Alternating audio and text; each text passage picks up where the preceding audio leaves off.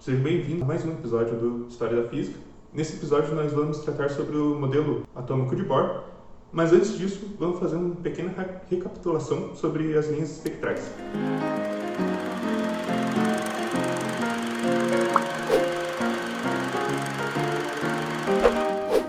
Os fenômenos eletromagnéticos sempre foi algo que interessou muito a humanidade.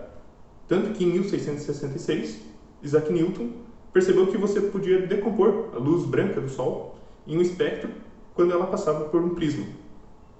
Bem, isso é possível porque o espectro da luz branca é composto de vários comprimentos de onda, e você pode associar cada cor do espectro a um determinado comprimento de onda. Em 1814, Fraunhofer observou que quando você dividia o espectro da luz branca, você tinha linhas pretas, ou seja, você tinha certos comprimentos de onda faltando. Em 1814, Fraunhofer observou que a luz branca colimada, quando você passava por um prisma, ela difratava, se abria no espectro visível, ele percebeu que tinha certas linhas faltando.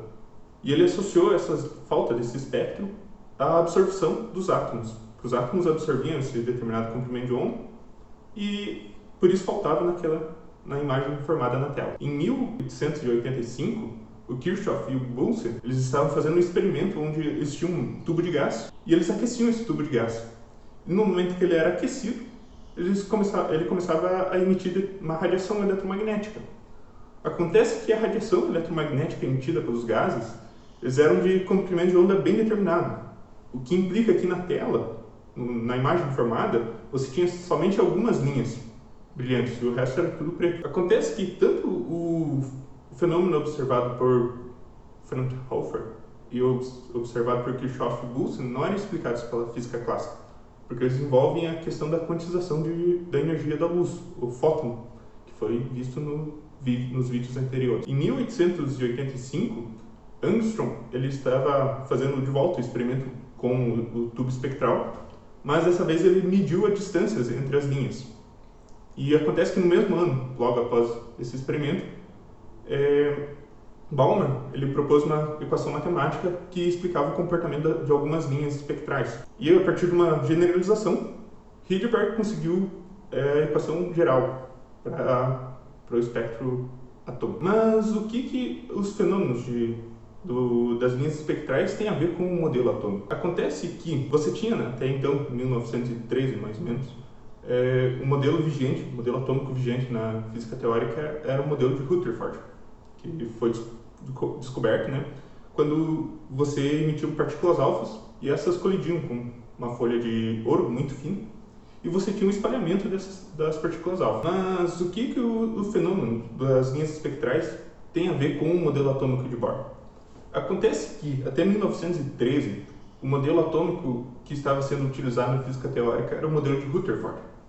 Acontece que esse modelo, você tem o núcleo atômico e os elétrons orbitando em torno dele. Mas, quando o elétron está orbitando numa órbita ali, ele está sendo continuamente acelerado para que ele fique em torno daquele núcleo. E como a gente sabe do eletromagnetismo clássico, uma carga acelerada ele emite radiação. Acontece que o espectro emitido pelo átomo de Rutherford era um espectro contínuo e não explicava as linhas espectrais. Além disso, à medida que o elétron fosse emitindo a energia dele como radiação, ele ia acabar se fundindo com o núcleo. Ou seja, era um átomo que não explicava nem as linhas espectrais e era um átomo instável. Foi Bohr, em 1913, que solucionou esse problema. Basicamente, ele solucionou esse problema postulando 4 postulados. O primeiro postulado é que um elétron se move em torno do núcleo em órbitas circulares. O segundo postulado é que o elétron só pode ocupar órbitas que são múltiplos inteiros da constante Planck. O terceiro postulado de Bohr dizia que o elétron não podia emitir radiação eletromagnética enquanto ele estava se movendo numa das órbitas permitidas. E o quarto postulado é que o elétron só emite radiação eletromagnética quando ele passa de uma órbita mais alta para uma órbita mais baixa. Isso em órbitas permitidas. E o comprimento de onda, ou a frequência da radiação emitida, vai ser proporcional à variação da energia entre as órbitas. Mas como que esses postulados de Bohr explicam o fenômeno das linhas espectrais? Bem, Acontece que os níveis que o elétron pode ocupar, as órbitas que ele pode ocupar, são discretas. Ou seja, ele só vai ter determinados comprimentos de onda. Sempre que um elétron passar da órbita 3 para a órbita 2, ele vai emitir naquele espectro específico. E isso explica a existência de uma determinada linha no espectro observado, no espectro atômico observado no experimento de Kirchhoff. Mas como os postulados de Bohr explicam o espectro atômico? Bem, o elétron só pode ocupar determinadas órbitas, devido ao segundo postulado que fala da quantização do momento angular. E essas órbitas são bem determinadas. Ou seja, o elétron só pode ocupar dois níveis de energia bem específicos. E quando ele transita entre esses dois níveis de energia, em especial do maior para o menor, ele acaba emitindo uma radiação. E essa radiação vai ter um comprimento de onda bem determinado, porque a variação da energia é bem determinada. O modelo de Bohr teve um grande sucesso para descrever átomos de um elétron. Exemplos desses são átomos de hidrogênio e outros átomos mais pesados que possuem somente um elétron na camada de valência.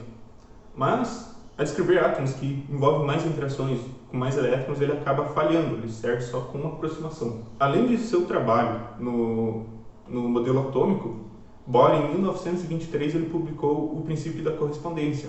E, em 1928, o princípio da complementaridade, que foram essenciais para o desenvolvimento da mecânica quântica, que veio em 1926 com a equação de Schrödinger.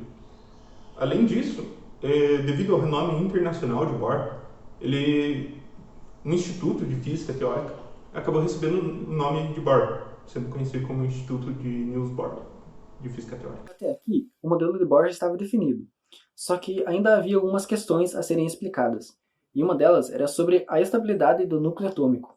Já se sabia que o átomo era constituído por prótons de cargas positivas e de uma mesma quantidade de elétrons de cargas negativas. Rutherford descobriu que os prótons ficavam confinados no núcleo, mas a partir disso surge um problema. Como o átomo permanece estável se no seu núcleo as cargas positivas se repelem?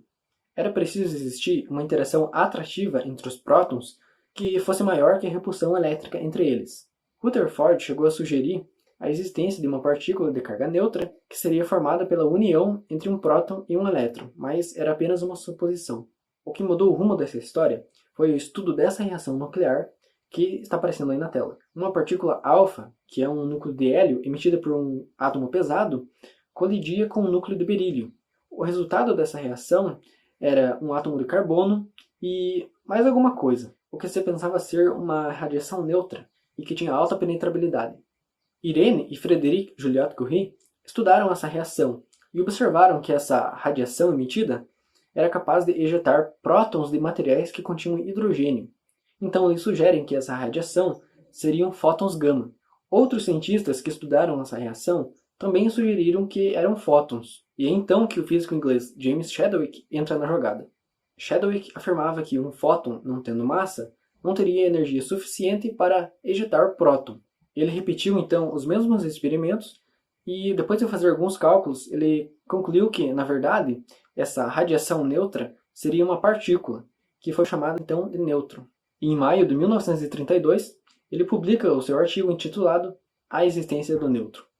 E 2 anos mais tarde, em 1934, ele é laureado com o Prêmio Nobel de Física pela descoberta. A estabilidade do núcleo atômico agora podia ser explicada. Os prótons e nêutrons que estão próximos sofrem uma interação chamada de força nuclear forte, que é muito mais forte que a força elétrica, só que o alcance dela é muito pequeno, se limitando apenas às suas partículas vizinhas. Assim, os átomos só podem se manter estáveis se existirem nêutrons, pois senão a interação forte não poderia ocorrer entre todos os prótons do núcleo. E por hoje é isso. Se vocês gostaram desse vídeo, curtam, compartilhem e se inscrevam no canal se vocês ainda não são inscritos. Até mais!